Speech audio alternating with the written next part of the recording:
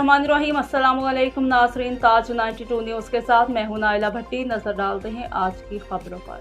टंडू अलियार से तारिक हमीद अब्बासी की खबर शामिल करते हैं। ख़ानदान अब्बासिया के मारूफ शख्सियत अब्दुल हमीद अब्बासी, जो कि टंडू अलियार मुल्क के नामवर समाजी रहनुमा अब्दुल सत्तार ईदी की तर्ज पर टंडू अलियार में अपने वसाइल में रहकर और टंडू अलियार के मुखिर हजरात के तावन से ईमान दस्तरखान की टीम के जरिए औलिया अल्लाह के पैगाम और अल्लाह और उसके रसूल सल्लल्लाहु अलैहि वसल्लम के हुक्म खुदाबंदी पर अमल पैरा हैं और इंसानियत की खिदमत करना उनका मिशन है।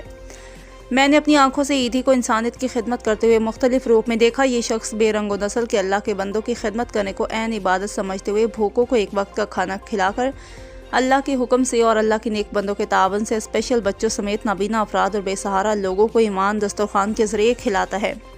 इन ख्यालात का इज़हार अवामी नेशनल पार्टी के ज़िले सदर मीर अब्बास खान और बाचा खान ने किया। उन्होंने मज़ीद कहा कि अल्लाह अपने बंदों की मदद के लिए नेक बंदों का इंतखाब करके उनके ज़रिए अपनी मखलूक की खिदमत का काम लेता है।